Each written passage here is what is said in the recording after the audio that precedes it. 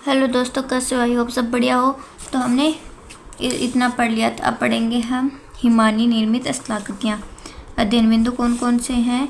हिमानी, हिमनद, हिमरेखा, ग्लेश्वीकरण, हिमानीकरण, हिमनद के प्रकार, हिमानी की गतिशीलता, हिमानी के कार्य, अपरदन, परिवहन, निक्षेपण। हिमानी निर्मित स्थलाकृति कौन कौन सी होती हैं? इसमें अपरदनात्मक स्थलारूप, निक्षेपणात्मक स्थलारूप है। हिमानी जलोढ़ निक्षेप जनित स्थलाकृतियाँ हैं। फिर देखो हिमानी, हिमनद, वार श्रेष्ठ ने। हिमानी हिम की वह राशि है जो धरातल पर संचय के स्थान से धीरे धीरे खिसकती है। नोट, इसकी गति प्रतिदिन 2.5 सेंटीमीटर से लेकर 30 सेंटीमीटर तक होती है। मध्य में इसकी गति किनारों की अपेक्षा अधिक होती है, यानी मध्य में गति अधिक होती है, किनारों पे कम होती है, ये इनके अनुसार। फिर देखो हिमरेखा, हिम क्षेत्र का निचला भाग जहाँ तक सदैव बर्फ जमी रहती है। हिमरेखा की ऊंचाई भूपृष्ठ के समस्त भागों पर समान न होकर अलग अलग होती है। भूमध्य रेखा व एंडीज पर ये 5500 मीटर है। 5500 मीटर है। हिमालय क्षेत्र में 4300 मीटर है।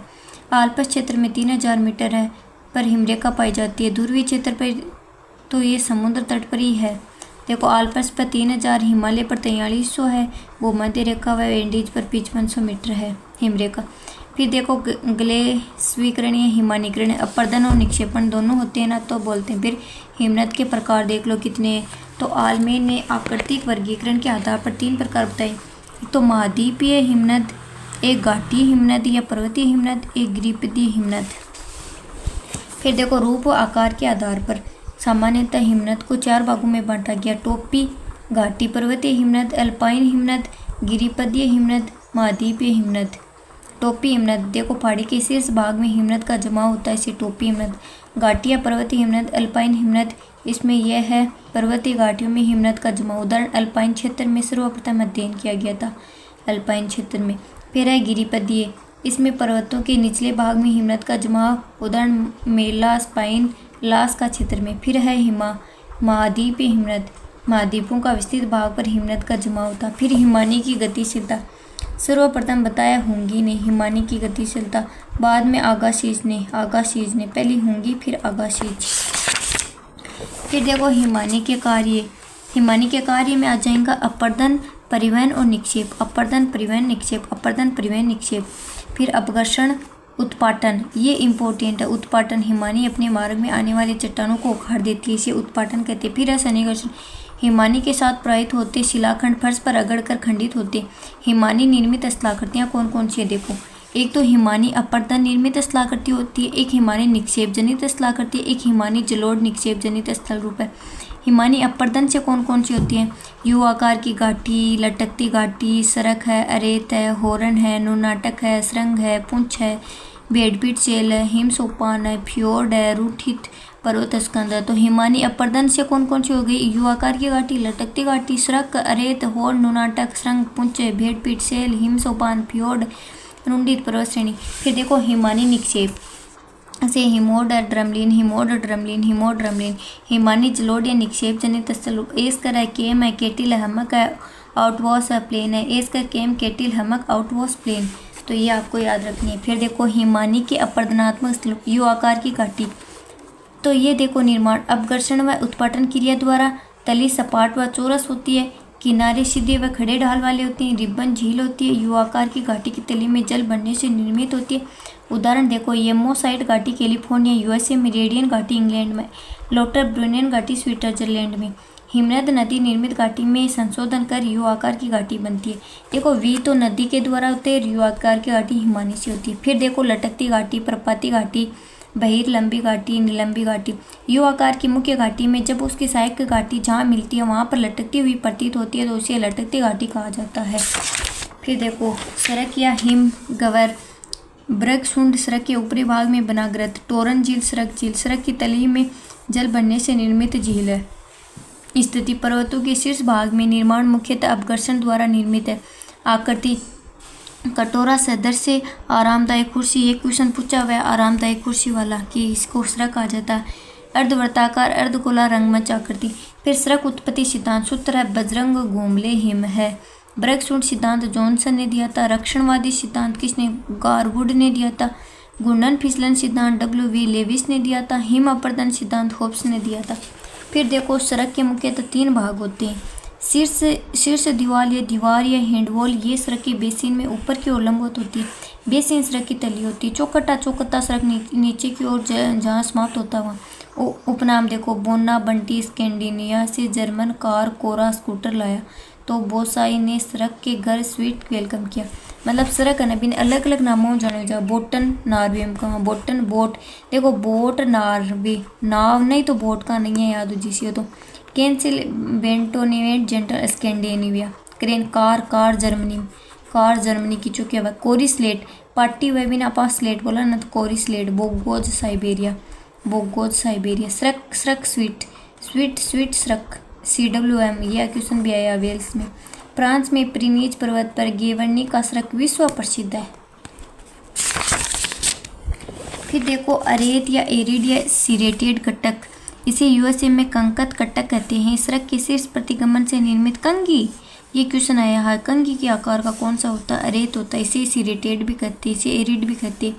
या 2 आसन विपरीत सड़क विकसित होकर गहरे होकर पीछे हटते हैं तो इनके बीच में कंधे के दांतों के समान तीक्ष्ण कटक का निर्माण होता है।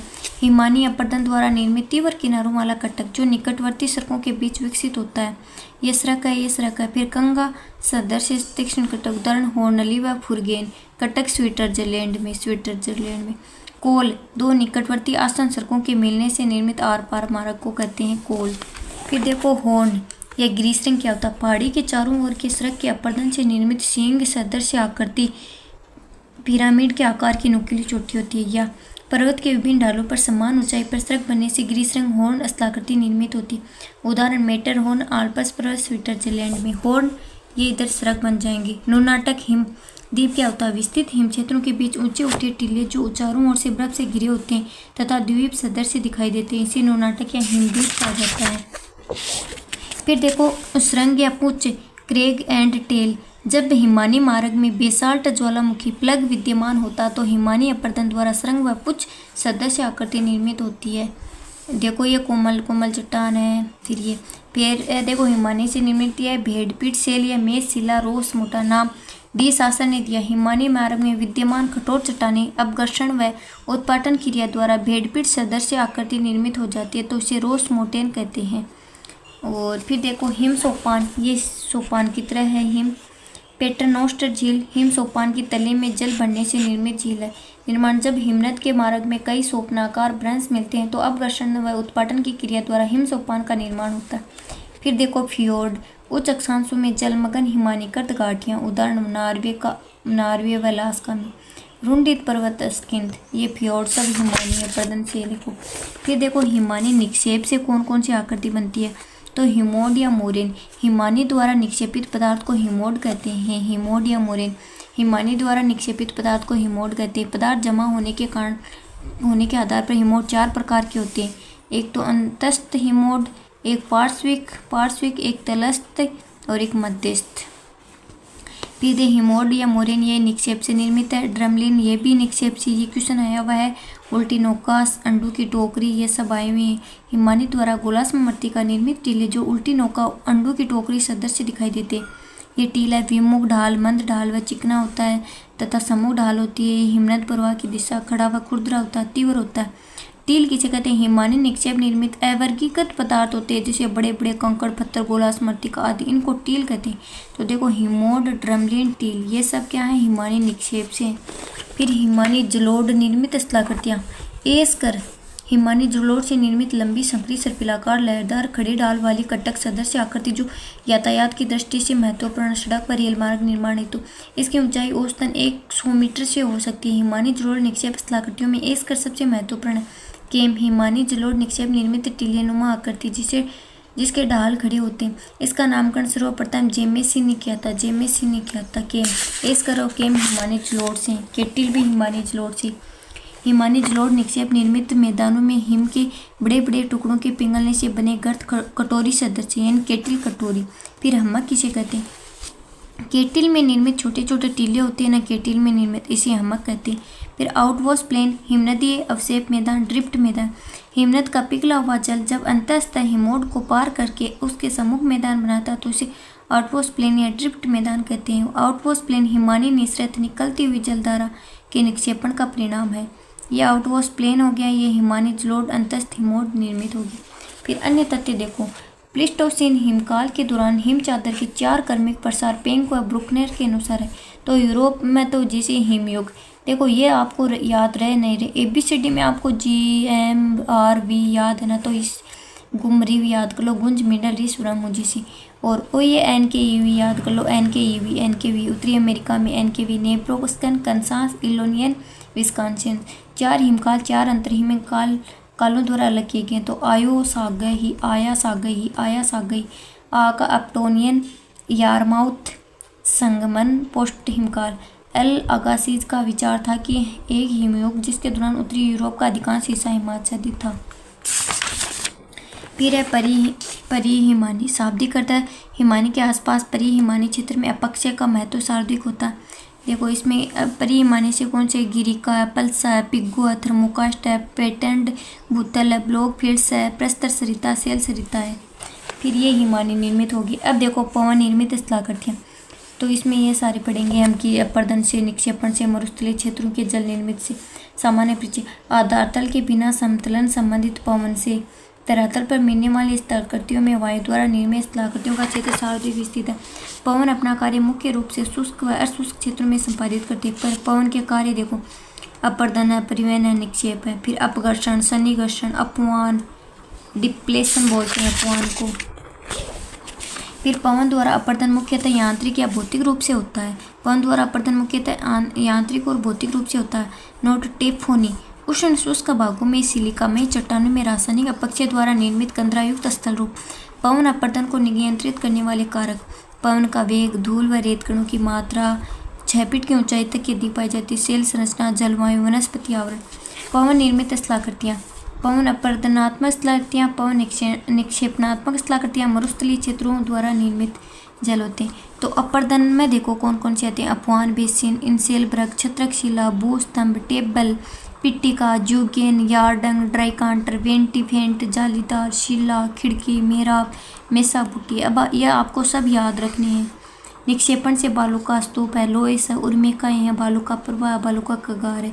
फिर मरुस्थलीय क्षेत्रों में जल निर्मित स्थल में उत्खात भूमि, बाल, संप्लाय, पेडिमेंट, बजादा, ये सारे पवन निर्मित स्थलाकृतियाँ हैं। फिर पवन निर्मित अपर्दनात्मक स्थलाकृतियाँ, अपवान बेसिन वातकृत, ब्लो आउट, असंगठित व ढीली चट्टानों को पवन अपने साथ उड़ा कर ले जाती है। निर्माण अपवान की क्रिया द्वारा, गहराई की अंतिम सीमा, भूम जलस्तर, आकार तस्तरीनुमा। नोट, कुछ अपवान गर्त गहरे विस्तृत हो जाते हैं, उन्हें गुहा कहा जाता है। उपनाम, अब पेंस पीएम की कतार मिस्र में, अब पेंस पीएम की कतार मिस्र में, यानी वातगर्त या ब्लो आउट या अपवान बेसिन को क्या क्या बोला जाता है, तो बफेलो ओलस बिगोला USA में बोला जाता है बफेलो। पेंस सारा में बोला जाता है, पेंस सारा में। पीएम मंगोलिया, पांगयांग मंगोलिया, कटारा मिस्र में। फिर देखो इंसेलब्रग या बोनहार्ट, ये क्वेश्चन भी बहुत बार आया हुआ है। द्वीपावगिरी, जर्मन भाषा का शब्द अर्थ है द्वीप या द्वीपीय पर्वत। मरुस्थलीय क्षेत्र में द्वीप सदृश आकृति होती। नोट, कालाहारी मरुस्थल में सर्वाधिक देखने को मिलते हैं। देखो फिर ग्रेनाइट है, फिर निष्ठ कठोर शैल मिट्टी के द्वारा अपर्दन, द्वीपों का अपघर्षण द्वारा काट छांट, इंसेलब्रग है। फिर देखो छत्रकशिला, पेडस्टल सेल या मशरूम किसे कहते हैं, यह कठोर शैल है। निर्माण अपघर्षण द्वारा, पवन के चतुर्दिक अपर्दन द्वारा निर्मित कोमल शैल है। उपनाम, फिट्जे फेल्सन जर्मनी में कहते हैं। छत्रकशिला को बोला जाता है गारा सारा में बोला जाता है। फिर देखो राजस्थान में मुख्यतः जोधपुर क्षेत्र में इसके उदाहरण देखने को मिलते हैं। फिर है डोमाइजल, लूहुड, भूस्तंभ। डोमाइजल फ्रेंच भाषा का शब्द है। कठोर चट्टान के कारण नीचे की कोमल चट्टान को संरक्षण प्राप्त हो जाता है, भूस्तंभ का निर्माण होता है। कठोर चट्टान, कोमल चट्टान। फिर है टेबल या पिटिका, टेबल सदृश आकृति, जूगेन और यार्डन, ये भी पवन से ही है। तो जूगेन देखो कैसे, जूगेन में कठोर चट्टान, कोमल चट्टान, इसके बीच में ऐसा हो जाता है यार डांग आपा देखा ना, डांग सीधी हुआ जो लंबवत और क्षैतिज खुल जाता जूगेन। निर्माण अपक्षय तथा विशेष अपर्दन, पवन के मार्ग में यदि कोमल व कठोर चट्टानें क्षैतिज रूप से विद्यमान हो तो वहाँ पवन के विशेष अपर्दन द्वारा दवात या सदृश आकृति का निर्माण होता है। मिस्र और अरब क्षेत्र में जूगेन जर्मन भाषा का शब्द है। ऊंचाई 90 से 150 फीट है। फिर देखो यार्डन, इसका निर्माण अपघर्षण द्वारा पवन की दिशा के समानांतर होता है। पवन के मार्ग में कोमल व कठोर चट्टानें लंबवत रूप से विद्यमान हो तथा कोमल चट्टान के अधिक कटने से खांचे व गर्त बन जाते। इस प्रकार की आकृति को यार्डंग कहते हैं। यार्डंग को और होमस ने कोस कोम्ब कहते हैं। ये क्वेश्चन भी पूछा हुआ है। कोस ऊंचाई 20 फीट है, चौड़ाई 30 से 120 फीट है। फिर देखो ड्राई कांटर, 3 फलक बनाने वाले फोल्डर या पत्थर। जर्मन भाषा में ड्राई कांटर का अर्थ रेत के द्वारा घिसा हुआ या पॉलिश किया गया तीक्ष्ण पार्श्व वाले पत्थर का टुकड़ा। वेंटिफेंट, 8 फलक वाले बोल्डर या पत्थर को। जालीदार शिला, स्टोन लेटिस प्रस्तर जालक को। चट्टान संरचना विभिन्न स्वभाव वाली होती है, जैसे कोमल चट्टान है, कठोर चट्टान है, तास्तन, अपघर्षित व अपवाहित है, खिड़की, वातायन, पुल या मेहराब, मेसा या बूटे, ये सारे हैं पवन के निर्मित। फिर देखो पवन निक्षेपणात्मक स्थलाकृति, बालू का स्तूप। पवन द्वारा बालू निक्षेप से निर्मित टीले निक्षेप जनित। जितना भी आप बालू स्तूप देखा ना, निक्षेपणात्मक या प्रदन को निक्षेपणात्मक। सबसे मतलब अरब प्रदेश में बालू का स्तूप सर्वाधिक मिलते हैं। कौन से प्रदेश में? अरब प्रदेश में मिलती है। बालू का स्तूप के प्रकार देख लो। बेगनोल्ड के अनुसार बरखान और सीप। हेग के अनुसार अनुदैर्ध्य, अनुप्रस्थ, पैराबोलिक। आकार के आधार पर 3 प्रकार के होते हैं। अनुदैर्ध्य होता है, अनुप्रस्थ होता है, पैराबोलिक होता है। दिशा व स्थिति के आधार पर पवनानुवर्ती होता है, अनुप्रस्थ होता है, बरखान होता है। सामान्य वर्गीकरण, अनुप्रस्थ बालू का स्तूप, लहरदार बालू का स्तूप, ट्रांसवर्ट सैंड ट्यून। निर्माण, ये प्राय मरुस्थलों की सीमा तथा सागरीय तटों पर हल्की हवा द्वारा अधिक रेत वाले भागों में पवन की दिशा के समकोण पर निर्मित बालू का स्तूप होते हैं, जिन्हें अनुप्रस्थ बालू का स्तूप कहते हैं। पवनों की दिशा निश्चित और रेत का स्रोत पवनों की दिशा के समकोण पर होता है। फिर देखो ये हो गया ना अनुप्रस्थ समकोण पर, पवन की दिशा के समकोण पर हो गया। ये विमुख ढाल हो गया, तीव्र अवतल, और ये मंद हो गया पवन प्रवाह, सम्मुख ढाल, मंद अवतल हो गया। फिर उदाहरण, रेगिस्तान की सीमा पर रेतीले सागरीय तटों पर अनुदैर्ध्य पवनानुवर्ती, लॉन्गिट्यूडनल सैंड ट्यून, रेखिक, अलग, स्तूप, सीप, ये सारे एक ही नाम है।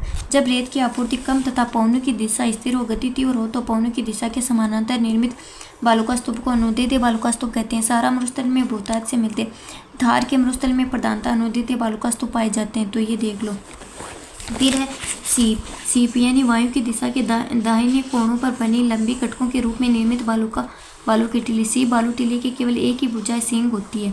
फिर है बरखान, अर्धचंद्राकार, चापाकार, नवचंद्राकार टिब्बे जिनकी भुजाएं पवनों की दिशा में निकली होती है, उन्हें बरखान कहते हैं। ये तुर्किस्तान में अधिक पाई जाती है। अनुप्रस्थ बालू का स्तूपों का विशिष्ट रूप है, क्योंकि बरखान मुख्य रूप से प्रचलित पवनों की अनुप्रस्थ दिशा समकोण पर निर्मित होते हैं। फिर निर्माण या अनुप्रस्थ सदस्य आकार सीप सदस्य होता है। बरखान मध्य भाग में सर्वाधिक ऊंचे होते हैं। औसत ऊंचाई 30 मीटर, चौड़ाई लंबाई 12 गुना अधिक होती है। ये सींग के आकार के होते हैं बरखान।